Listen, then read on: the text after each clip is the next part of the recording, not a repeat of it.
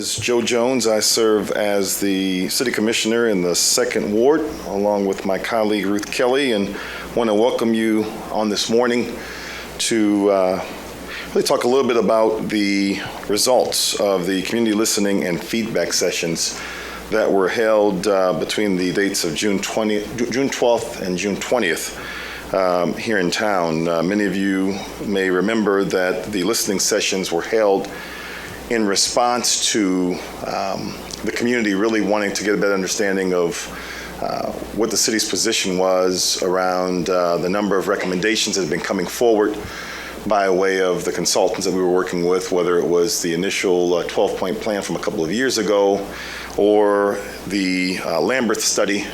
And of course, between those two things, there was the SAFE task force that took place that was pulled together by way of Commissioner Lanier. And so we want to take an opportunity to really go citywide. And we took a different approach, which I would like to report that from where we sit, we think that it was a very successful approach in that these were listening sessions that were held throughout the city, all 3 wards. And specifically, the direction is that we would listen. We would spend the vast majority of our time listening. We had the engagement of one individual who works for the city. That's Stacy Stout. But Stacy is also someone who comes from community, has been very, very actively engaged in community for years in Grand Rapids. And her role was to kind of report back in a very, very brief way to the community during those listening sessions what we had to report back around those 3 studies, whether it was SAFE Task Force, the 12-point plan, and the Lamberth study. And so that was her role, and it was about a 5-minute role that she played. The rest of the session, the rest of the listening sessions consisted of city or non-city employed community-based facilitators who played the role of engaging community and listening. We simply listened, and we took copious notes, and we took an opportunity to really hear from the residents. And we are, again, pleased that the residents came out. It was probably one of the best things about the process was it was an opportunity for those who maybe historically have not felt engaged in the community, have an opportunity to come out, because again, we were very intentional of taking it citywide, so all 3 wards were represented. And we even took an opportunity to have a session in which it was Spanish speaking only. And so out of those sessions, we had, again, feedback that came back to us. And on today, we're going to be releasing the actual study or the executive summary as well as the results of the feedback sessions. I'd like to just focus on a few of the areas that we talked about or that came out of the sessions. First of all, there were 6 themes that we developed, 6 themes that we were able to engage the community around. And those 6 themes were communication and community engagement, policies and procedures review, arrest disparity study, police officer training, police officer hiring, and body cams. And so there was an opportunity in each session where the community could speak to those 6 themes. And there were questions that were asked for each of those themes. And there was feedback, again, provided by community. And in the report, you will see not just some of the overview material, but really a lot of what people had to say about each of these themes. And that's probably, for us, here at the city, we were probably most pleased with the opportunity to hear from community about these 6 very critical areas.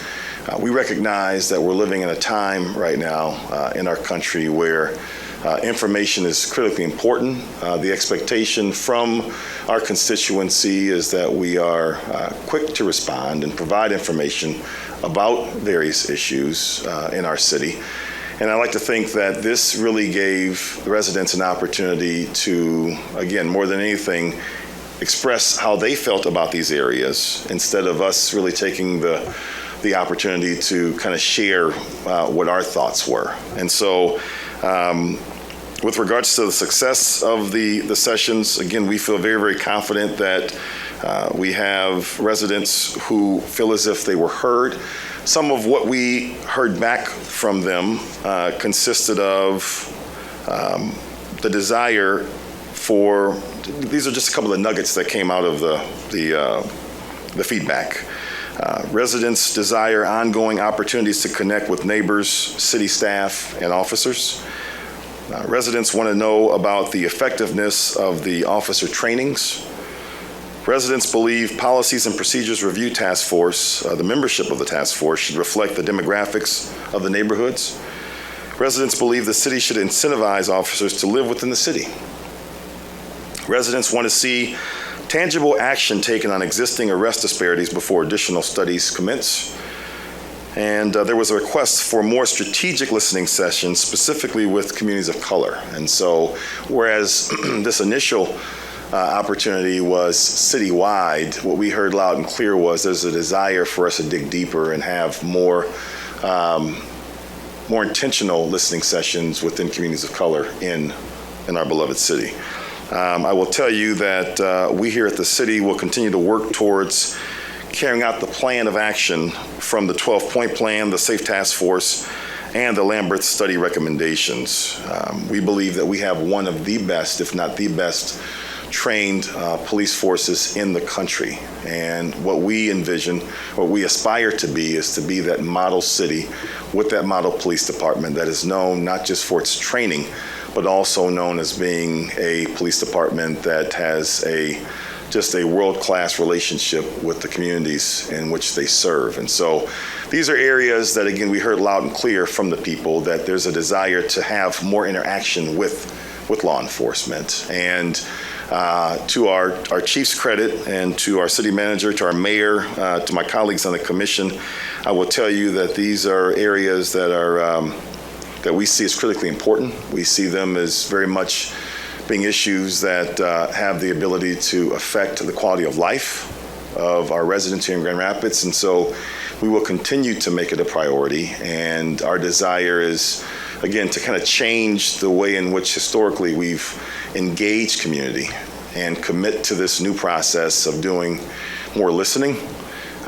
Because I personally, I put a lot of stock into the power of indigenous wisdom.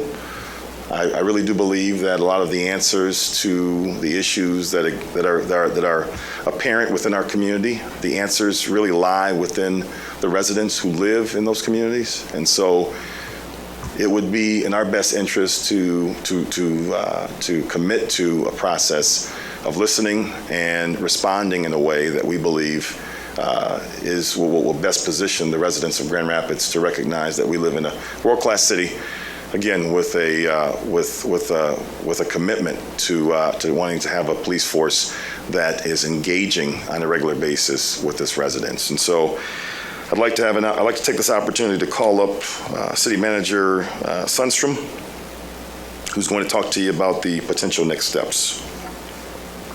Thank you, Commissioner. Yep. Thank you, Commissioner. First of all, I'd like to recognize and thank Police Chief Rohinsky. I believe he attended all of the meetings. And I'd also like to recognize and thank our Mayor, Mayor Bliss, who I believe made all of the meetings as well. And special recognition should go to anyone who attended the meeting at Stocking School, where I think it was over 100 degrees at the time. So you get combat pay for that. I'd also like to recognize Anita Jones, who was one of the three main facilitators. She's here with us today, and she'll be making a presentation to the City Commission tomorrow on this report. But I'd like to thank you, Anita, for coming as well. I'd like to additionally thank all of the facilitators, but the residents, because I think this was different, and Commissioner Jones put us on a new track, and I think we can learn from that. But it was a different sort of meeting. It had a different feel, and I think people felt comfortable opening up. So I want to thank all of the residents who came out to our meetings, because I think in some small way, everybody contributed to helping to improve our city. I want you to know that the city staff is currently digesting this report. We want to turn this report into actions. We're just receiving it now with you, and so we are immediately sharing it with you.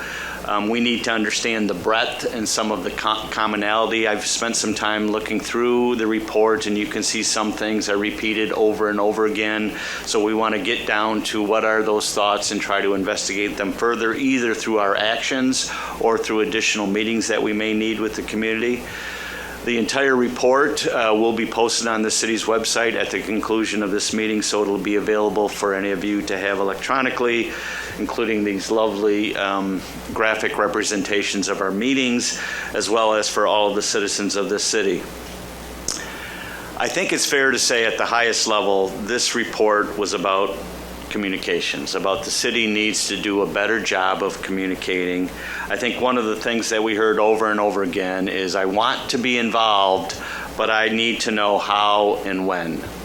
And so that's a learning that we're taking away from this, and that surely can be cause for action for us to do a better job as we move forward. You know, the thing that, as the commissioner pointed out, what was so difficult for city staff, but also made it so productive, is the fact that all we did was listen. There were times when there were misstatements made, and city staff, particularly the police chief, I know wanted to jump up and help people understand what they thought, what we thought were the true facts, but we didn't. And because we wanted to stay true to the notion of listening, and again, as the commissioner pointed out, I think it made for a very fruitful report. So there were dozens of questions contained within this report.